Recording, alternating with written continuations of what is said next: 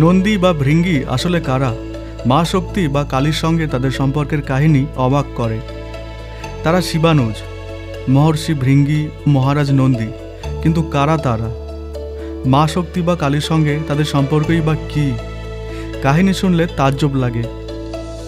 একটি সহজ সত্যি বুঝতে না পেরেই গুরুতর বিপদে পড়েছিলেন শিবানুজ মহর্ষি ভৃঙ্গি। আর পরিণতি যে কী হয়েছিল তা শুনলেও অবাক হতে হয়। কালী মায়ের পাশে শৃগাল থাকলেও মায়ের বাহন কিন্তু শৃগাল নয়, তারা আদতে শাবক ও সহচর। মা হলেন সব রূঢ়া, অর্থাৎ বাহন হলেন সব।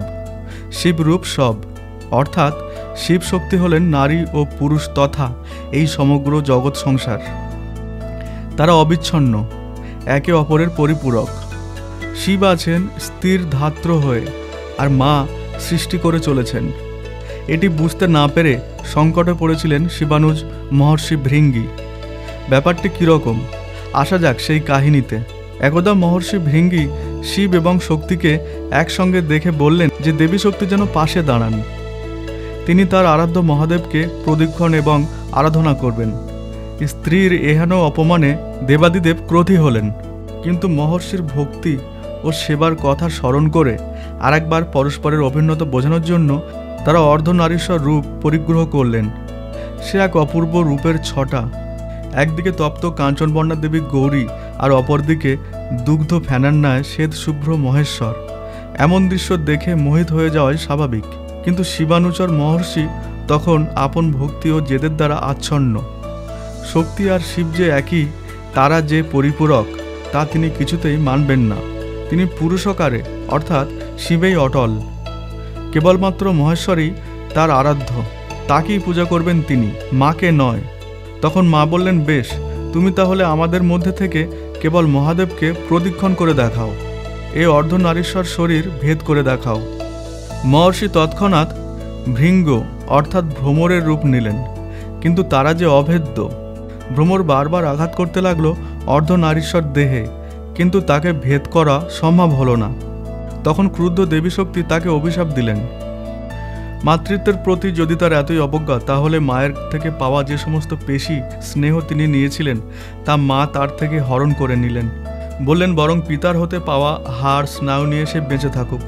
তৎক্ষণাৎ মহর্ষি ভৃঙ্গির দেহ পতিত হলো ভূমিতে, অঝোর ধারায় ঝরল অশ্রু। কিন্তু ওই যে মায়ের মন, কুসন্তান হতে পারে কিন্তু কুমাতা কখনই নয়। এদিকে দেওয়া শাপ তো আর ফেরানো যায় না। মা বললেন, বেশ, তৃতীয় পদ দিলাম। এই তৃতীয় পদ নিয়ে তুমি ভৃঙ্গি হয়ে সারা জীবন দাঁড়িয়ে থেকো।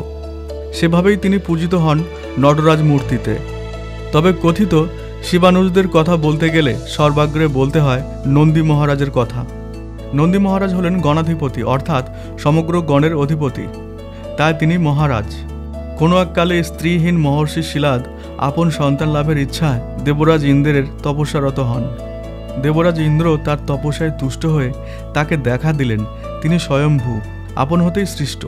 পুত্র সন্তানের বর চাইলেন। ইন্দ্র পড়লেন মহা ফাঁপড়ে। স্বয়ম্ভূ পুত্র সন্তান, এত বড় সংসারে একমাত্র মহাদেব। দ্বিতীয় একটি মহাদেবের বর তো তিনি দিতে পারেন না। অতএব তিনি মহর্ষি শিলাদকে মহাদেবের তপস্যা করতে বললেন। সে কঠিন তপস্যায় মহর্ষি একটি উইপোকার ঢিবিতে পরিণত হয়েছিলেন শোনা যায়। এমন তপস্যা ইতিপূর্বে কেউ করেননি। তপস্যায় তুষ্ট হয়ে মহাদেব শিলাদকে আপন গুণসম্পন্ন পুত্র বা নিজেই তার পুত্ররূপে জন্মানোর বর প্রদান করেন। 3 চোখ 4 হাত ও দিব্য জ্যোতিসম্পন্ন পুত্র আবির্ভূত হলে তার নাম রাখা হয় নন্দী।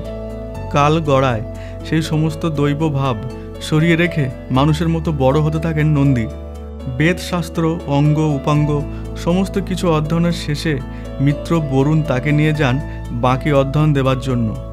সেখানেই তার ভবিষ্যৎবাণী করেন যে এই পুত্র ক্ষণজন্ম। মহর্ষি শিলাদ আবার কান্নায় ভেঙে পড়েন। তিনি অনেক তপস্যা করেই ঈশ্বরকে আপন পুত্ররূপে লাভ করেছেন। পিতার দুঃখে কাতর হয়ে নন্দী আবার মহাদেবের ধ্যানে বসেন। কোটিবার রুদ্র নাম জপের পর মহাদেব এবং দেবী পার্বতী তাকে দেখা দেন এবং মহাদেব তাকে নিশ্চিত করেন তিনিই হলেন মহাদেবের অংশ। তিনি অজর এবং অমর, এবং তিনি হবেন সমগ্র গণের অধিপতি। মহাদেবের জটার পদ্মমালা নন্দীর কণ্ঠে পরিয়ে পঞ্চনদীর জল দিয়ে তিনি তাকে আশীর্বাদ করেন। নন্দী মহারাজও করজোড়ে মহাদেবের কাছে এই প্রার্থনা করে নেন তিনি যেন সারা জীবন মহাদেবের ভার বহন করতে পারেন, আর মায়ের কাছে আবদার করেন তার পরিবারের অংশ হওয়ার। সেই থেকে নন্দী মহারাজ মহাদেবের বাহন, বিপুল বপু, ঐশী তেজ দীপ্ত ষাঁড়, আর মায়ের কাছে তিনি তার পরিবারের অংশ, কৈলাস মুখ্য। তাই তো যে কোনো মন্দিরে দেখবেন মহেশ্বরের দিকে মুখ করে বসে থাকেন নন্দী মহারাজ, নিস্পন্দন হয়ে নিষ্পলক নেত্রে তাকিয়ে থাকেন আপন আরাধ্যের দিকে। কথায় আছে, শিবের কাছে যা কিছু প্রার্থনা করার তা নন্দী মহারাজের কানে কানে বলতে হয়। তার কানে বলায় শিবকে বলা। শিব মানেই নন্দী, আর শিব মানেই শক্তি, কারণ শিব তত্ত্ব সংসার তত্ত্ব।